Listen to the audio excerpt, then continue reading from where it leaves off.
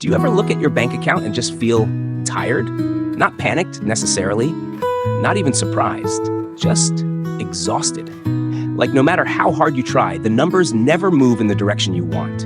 You get paid, the money goes out, rent, groceries, maybe a kid's dentist bill or a car repair you didn't see coming, and you're right back at zero. Or worse. And here you are in your 30s, maybe late 30s, wondering, is it too late to fix this? If you've ever felt ashamed for not having savings by now, you're not alone. So many of us hit adulthood running, juggling jobs, bills, relationships, maybe kids, maybe aging parents. And somewhere in all that chaos, saving money felt like a luxury, not a necessity. But now, with time marching on and responsibilities stacking up, that voice in your head gets louder. Why didn't I start earlier? Or everyone else seems to have figured it out. What's wrong with me? Let me tell you something that took me years to believe. There is nothing wrong with you. You are not lazy. You are not irresponsible. Life is complicated, and shame is not a financial strategy. It just keeps you stuck. This video isn't about judging you. It's about helping you start from exactly where you are. We're going to talk through 6 steps that can help you rebuild your savings and your confidence, no matter what your past looked like. And we're not doing it from some fantasy land where you magically stop spending and suddenly make 6 figures. We're doing it from real life, the kind with daycare expenses, debt, deadlines, and dinner to cook. Let's start here. I want you to take a breath and ask yourself, what stories have I been telling myself about money? Maybe it's, I'm just not good with finances. Or, it's too late for me to catch up. Or maybe, people like me don't get ahead, we just survive. These stories often come from early experiences, watching parents struggle, being told money is stressful, or never being taught how to manage it. The problem isn't that these stories exist. The problem is when we believe them without question and let them define our future. So the first step, before spreadsheets, before budgeting apps, before any financial tool, is to release the shame. Seriously. That's not fluff. If you don't, every time you try to save, some part of you will self-sabotage. You'll feel guilt for past mistakes, or you'll make one misstep and think, see, I can't do this. But what if you could talk to yourself the way you'd talk to a close friend? Imagine your friend came to you and said, I'm 35 and I have nothing saved. I feel like a failure. Would you say, yeah, you are a failure. You should be ashamed? Of course not. You'd say something like, you've had a lot on your plate. You've made it through a lot. You're not behind, you're just starting from here. Give yourself that same grace. Shame keeps people stuck in survival mode. Compassion is what gets us moving. Now, once that emotional weight starts to lift, even a little, the next piece is clarity. I can't tell you how many people, including myself at one point, go months, sometimes years, operating from financial fog. You know you're spending money. You know you're not saving, but you don't really know where it's all going. You avoid opening banking apps.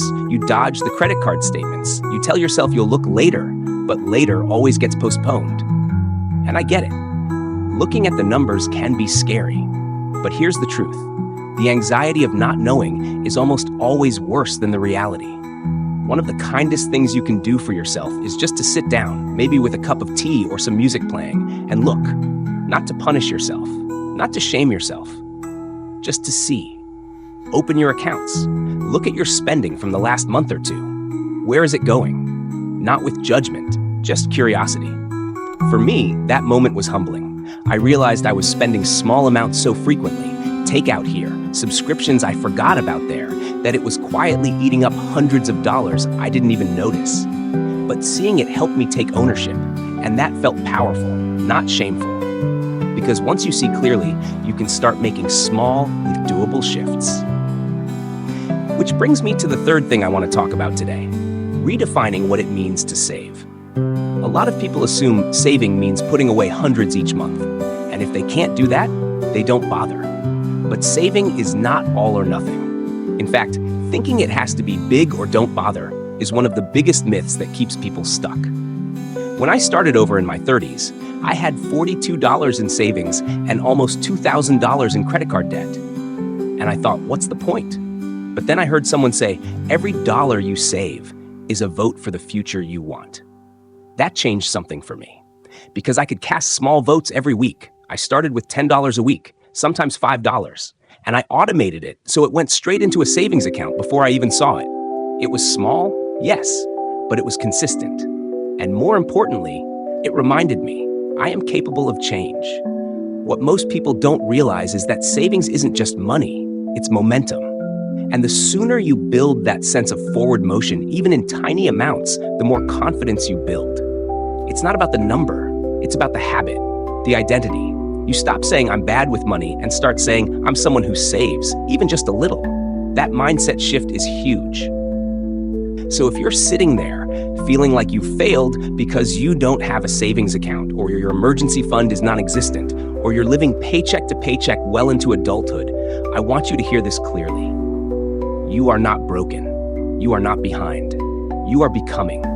And this part of the journey, this moment right here where you decide to start, even if you're scared, this is the part that matters most. Not perfection, not big leaps, just one honest, kind step at a time.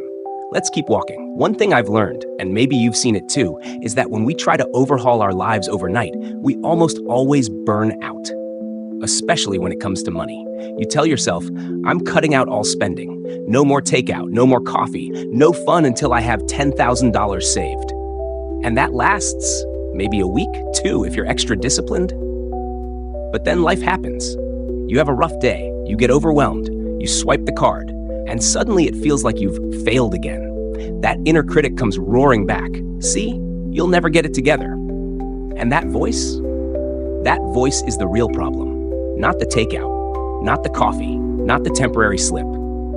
So let's talk about building systems that are realistic. Systems that respect your life as it is, not some ideal version where you have perfect discipline and unlimited energy.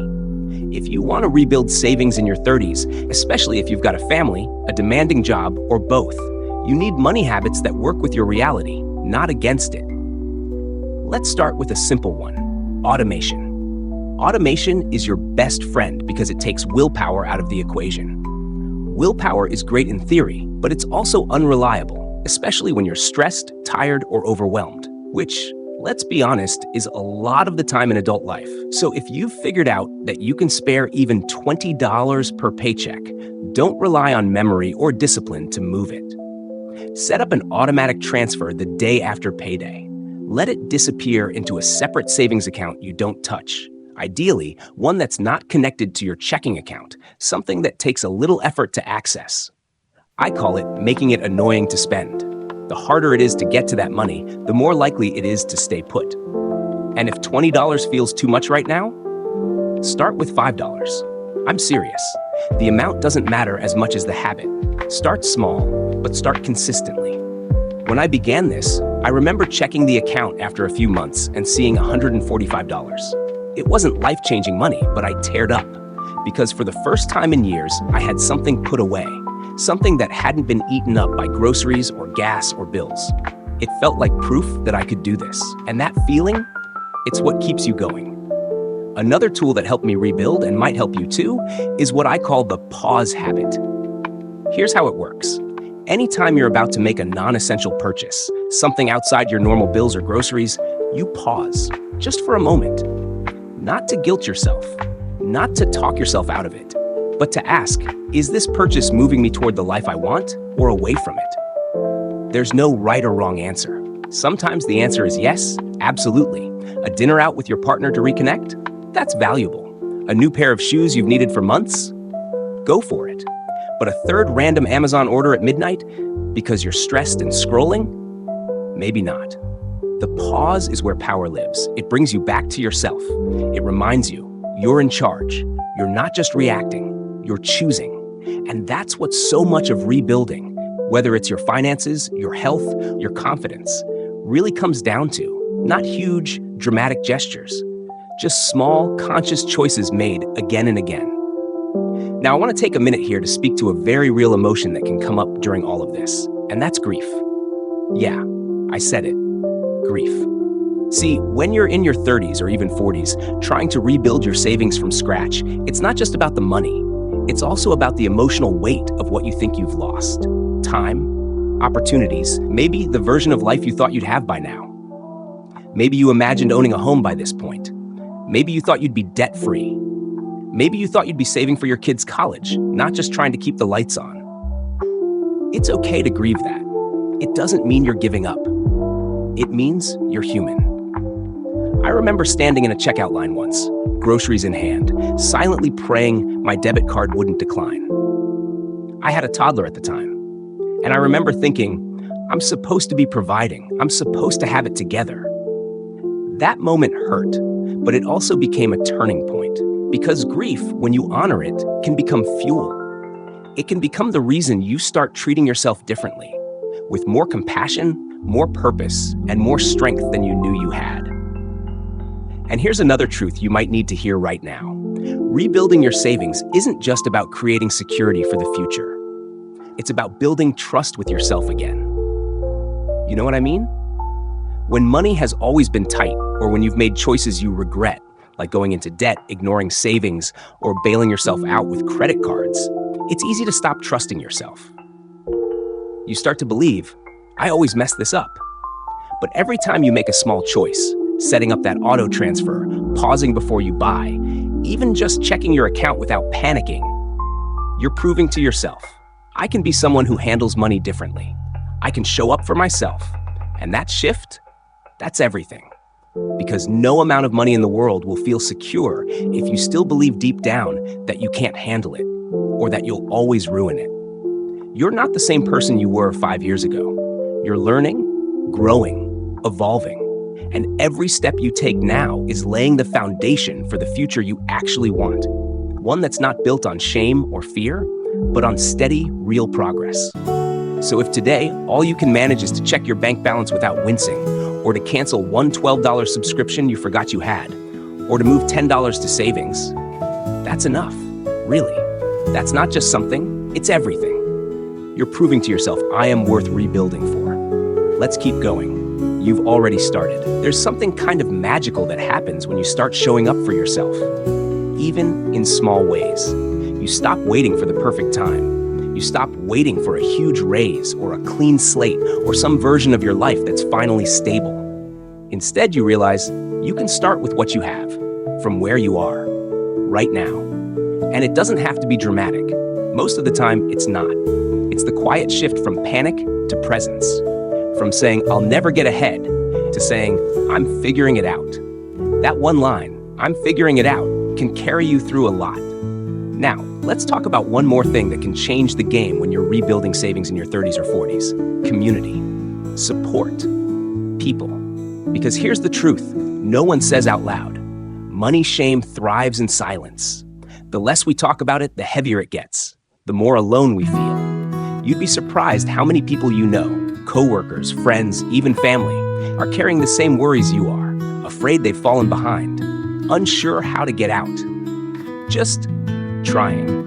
But most of us grew up believing that money is private. You don't talk about it. You just figure it out quietly, or you fake it. And so we scroll past other people's vacations or new cars or beautifully remodeled kitchens and start to believe everyone else is doing fine.